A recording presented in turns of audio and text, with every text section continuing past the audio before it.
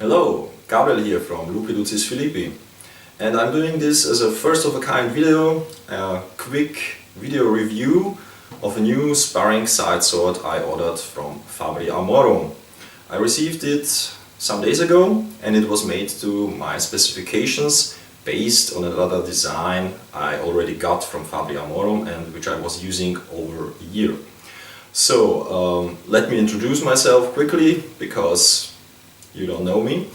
I've been doing historical European martial arts and reenactment for about 5 years, and of course you get into the business of getting lots of swords and swords for different purposes. And so there are swords mainly for stage fighting or of course sharp swords which you may use to demonstrate cutting techniques, and there are also training tools like this one, which is a sparring sword. I've been looking for a good one-handed Renaissance style sparring sword for a while. So what exactly is this? First of all, it is a sparring blade. It is blunt with a blunt tip, which is made especially safe for sparring. So you get, I get later to this.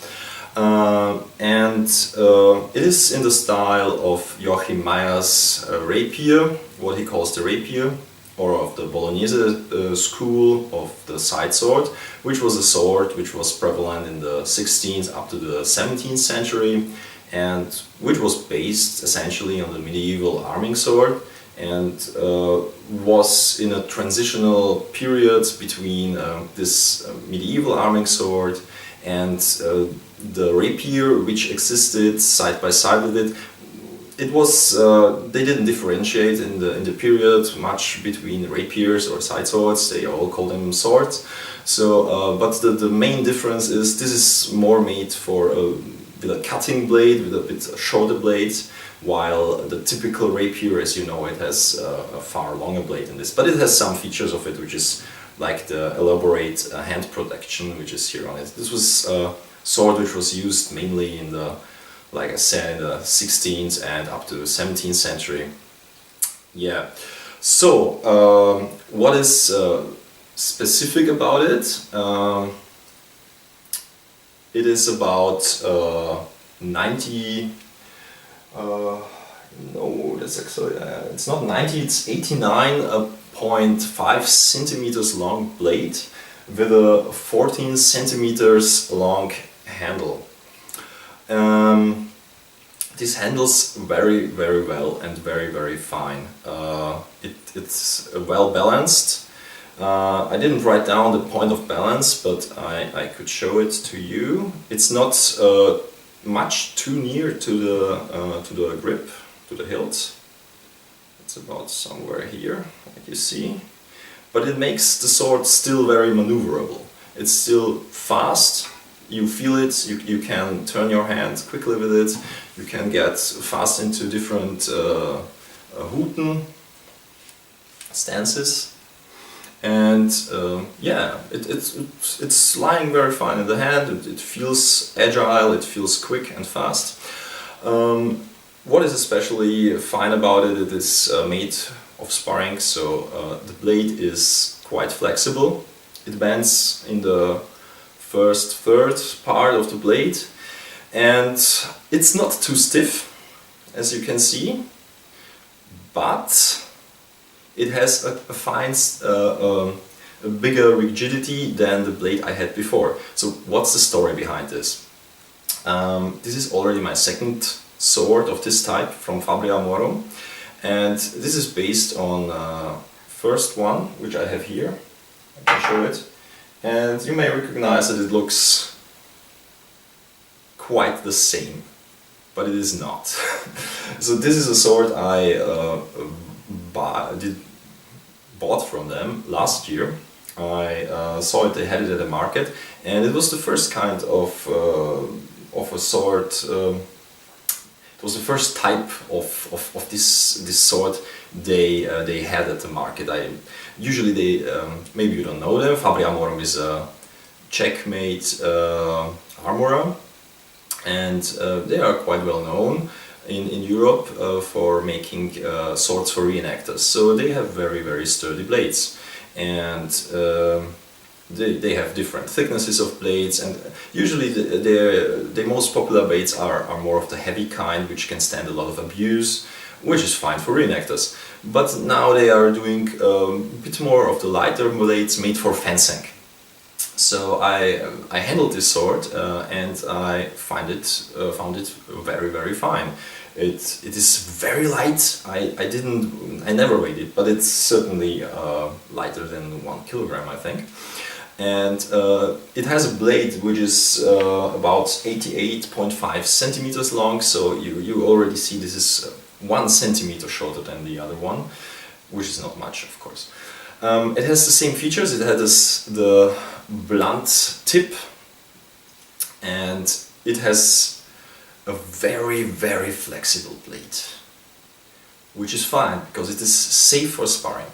Yeah, but it has obvious disadvantages because if you're doing technical training, technical movements, doing some Stücke or something like that, if you get into blade contact, it is wobbly, it will bend, and you can't use the technique properly.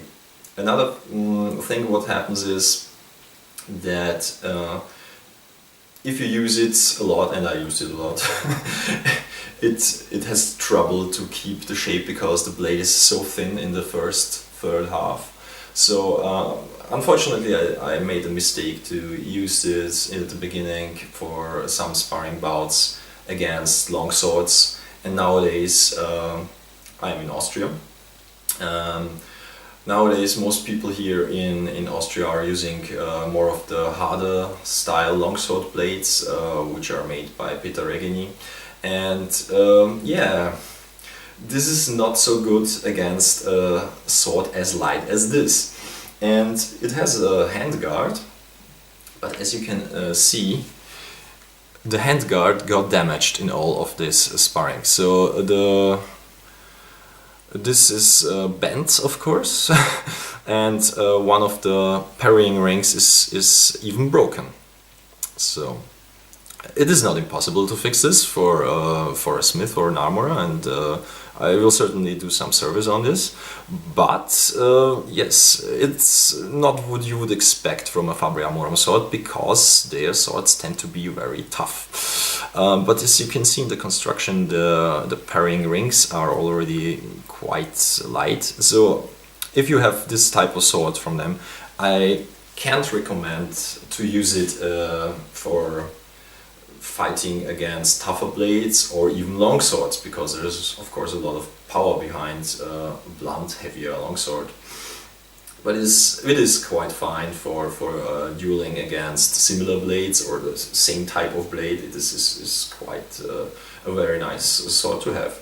And yes, it's very light and agile and everything, but it's almost too light, of course. And it's not well suited for doing technical stuff. As you can see, the tip is wobbling if you like this. So if you hit the blade, it gets off center, and it's sometimes difficult to get the strike into the target where you want to have it. So overall I like this, but I decided to get a new model which should have a tougher blade. So maybe to use it even against other longswords in disproportionate fighting, like with sword and buckler against longsword, and also for the technical training. So I mailed them and just told them about what I have. I sent them a photo and what I want to have. So it took about a month. They told me, okay, you will get the same blade, not the same blade, you will get the same sword, but with a tougher blade. We perfectly understand what you want from us. So I think there were other people like me who were having the same issues. 1 month later, I got this. So superficially it's almost the same. I ordered a different pommel on it, as you can see. It's not the... It's more of this, I don't know what's in English, this pear shape the pommel instead of this cylindric type. Both types were common in the period. The pairing rings are exactly the same, but it's already recognizable that these pairing rings are a lot tougher than the previous ones. So I think they will stand a bit more of abuse. And the blade is, of course, heavier, and the whole sword is a bit heavier. So it has the same construction features, but it is overall a heavier and sturdier blade. Maybe for a comparison of the blades, I hope the light is well enough. Maybe put the lights on, so this will get better.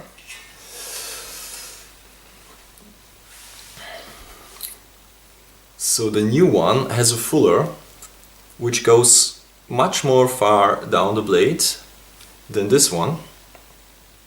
This is to still have good handling qualities. And maybe comparison in the blade strength is very much shown here. Okay, yes. And you can see the damage done to the blade of the older sword, like the bent shape and some of the notches. So, what I have to say is that I didn't try this out in sparring until now. I hope I will get to it, but temperatures are falling and I don't know if some sparring will be possible in this month, but maybe I do a fast update how it handled in sparring, maybe post a video about it, I don't know, if I get to that. I hope you're, maybe before I close up, just to tell you about two special features in Fabri Armorum swords, which you may not be familiar about. The first one, they are nowadays, they can do essentially different types of tips for you if you tell them, but their usual type is this one. And what makes it special is that this is like a kind of protection around the cut tip, and it is braced on. They told me they do this because they think this is better than the more common folded tip of the Regeni blades, because they think that if there's this hooked tip, it will catch on in clothing and on protection suits and gear and stuff, and maybe do some damage to them, and it's not that fine. So they invented this, and I'm perfectly fine with it. It is holding up. On the older one, it's the same. So you can see it here. I never got any trouble with this. This never got loose or something like that, and it's a bit bent here too from strikes, but it never did some damage on anyone. So I think this is a good idea. I can't complain about it. And the other thing is the pommels are not bolted on, but they are braced on too. So this is very sturdy, and it still holds after all this. Nothing's loose. So I hope that even in the case, that it suffers more damage, that it will hold up, and the grip doesn't come loose, because I don't know how to repair it afterwards, else like sending it in and telling them, please could you do something about it. So I will post a link below the video with to the page of Fabri Armorum, so you can check them out. And yeah, that's about it, about the side sword. Nice stuff, I like it, hope to try it out, and see you later.